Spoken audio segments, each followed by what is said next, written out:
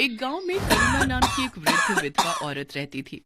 उसका पति रामप्रसाद एक रोड हादसे में मर गया था। करुणा का एक लड़का भी था जो कि शहर में जाकर बस गया था और उसने वहीं शादी भी कर ली थी।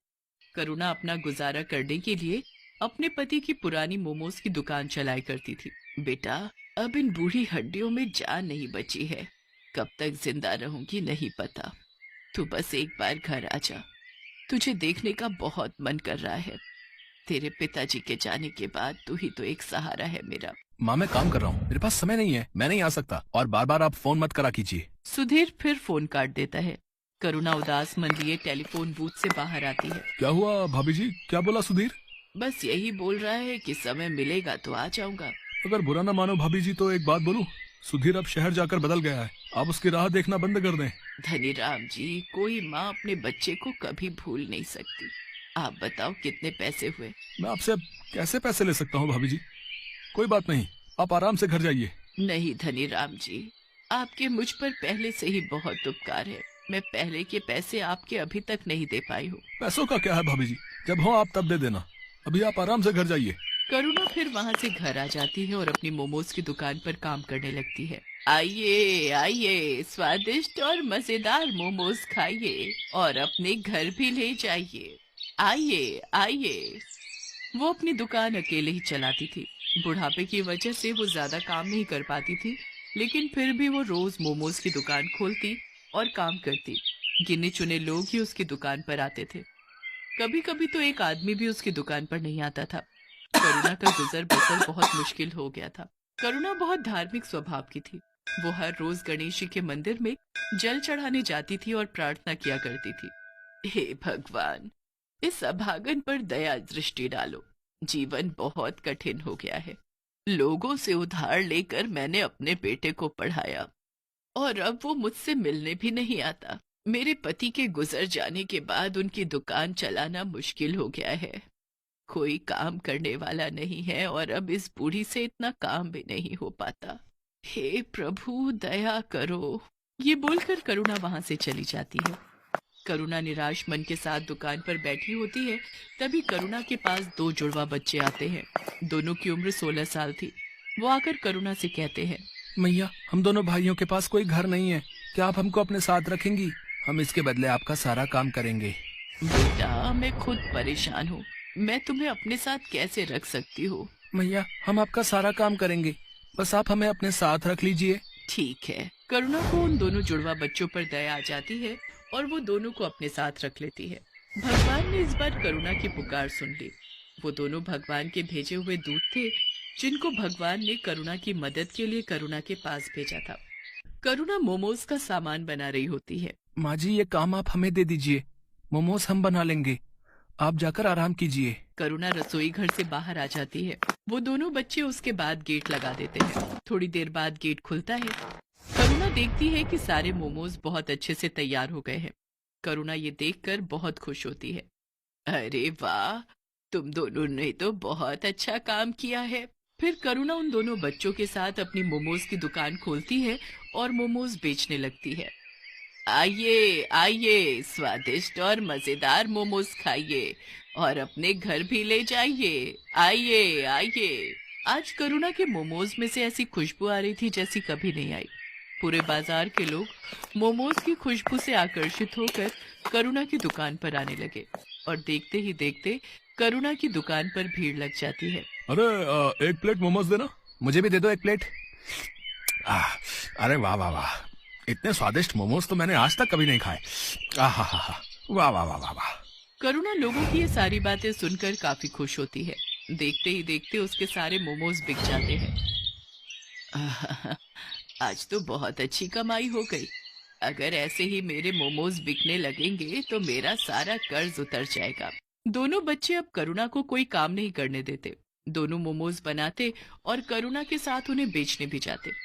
उन दोनों के बनाए मोमोज में ऐसा स्वाद था कि हर कोई उंगलियां चाटता रह जाता। एक रात की बात है।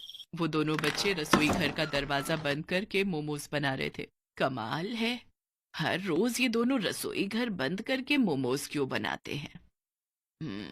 आज देखती हूँ ये ऐसा करते क्या है। करुणा चुपके से जाकर खिड़की में से झांकती है। वो देखती है कि उन दोनों जुड़वा बच्चों के हाथ में से चमत्कारी शक्तियां निकलती हैं, जिससे मोमोज अपने आप बनते हैं। ये जादू देखकर करुणा दंग रह जाती है। वो तुरंत उन दोनों के पास जाती है। दरवाजा खोलो। जी माँ जी। तुम लोग कौन हो? क्या? मैंने सब देख लिया खिड़की में से। जल्दी बताओ।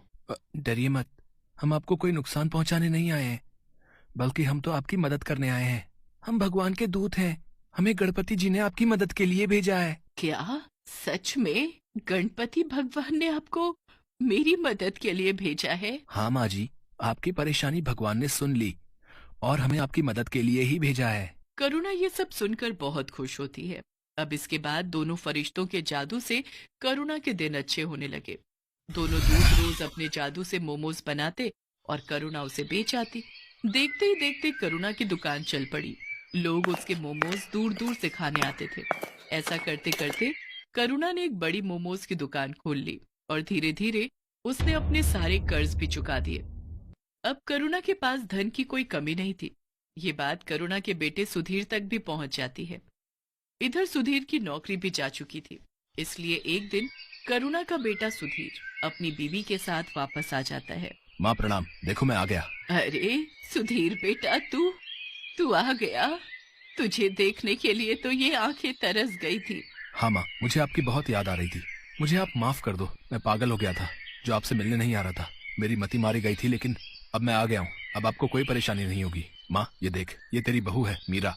नमस्ते मम्मी जी, हमें माफ कर दीजिए। बेटा, मैंने तुमको माफ तो तभी कर दिया जब तुम मेरी आंखों के आगे आए। आज भगवान ने मुझे सारी खुशियां दे दी। अब मुझे कुछ नहीं चाहिए। चलो अब तुम घर। क्या हुआ? तिजोरी की चाबी मिली? हाँ ये रही। अब फटाफट इस बुढ़िया के सारे पैसे निकालो और चलो निकलते हैं यहाँ से। हाँ हाँ चलो। मीरा और सुधीर चुपके से जाकर तिजोरी खोलते हैं और वो तिजोरी में से सारा पैसा निकालकर अपने बैग में भर लेते हैं और वहां से भाग जाते हैं। भागते भागते वो गांव से बाहर निकल जाते हैं। तब वो थक कर एक जगह आराम करने के लिए बैठते हैं। इतना सारा पैसा मैंने पहली बार देखा है। अब जरा बैग खोलकर दिखाओ तो, इसे जी भर कर देख तो लूं मैं।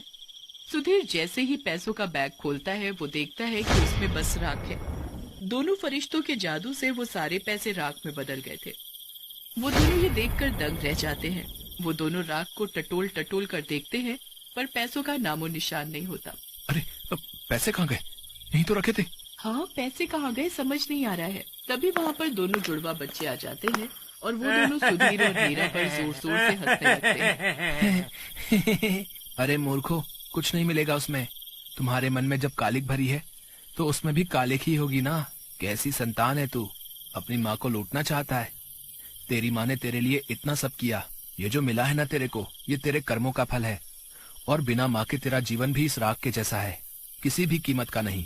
अभी भी समय है, सुधर जा और जाकर अपनी माँ से माफी मांग ले। आप दोनों ने हमारी आंखें खोल दी। हम लोभ में अंधे हो गए थे। हम अब से ऐसी गलती नहीं करेंगे, हमें माफ कर दो। फिर मीरा और सुधीर अपनी माँ के पास वापस चले जाते हैं और उसे सब सच बताकर माफी मांग लेते हैं। करुणा भी उनको माफ कर देती है। मैं तुम्हारा शुक्रिया कैसे करूं समझ नहीं आ रहा है। तुमने मेरी इतनी मदद की, इसके लिए धन्यवाद। अब मुझे सब कुछ मिल गया है, मेरा बेटा, मेरी बहू, सब। इसकी कोई जरूरत नहीं है माता, हमने कुछ नहीं किया। ये सब कुछ भगवान ने कराया है। अब आपका जीवन अच्छा हो गया है, तो अब हमारा भी यहाँ से जाने का समय आ गया है। अब आप हमें जाने की अनुमति दें। ये बोलकर दोनों वहां से चले जाते हैं। अब करुणा का जीवन बहुत खुशहाल हो गया था। अब उसको किसी चीज की कमी नहीं थी। उसकी मोमोज की दुकान भी अच्छी चल रही थी। अब वो अपने बेटे और बहू के साथ अपना बाकी का जीवन खुशी खुशी बिताने लगती है।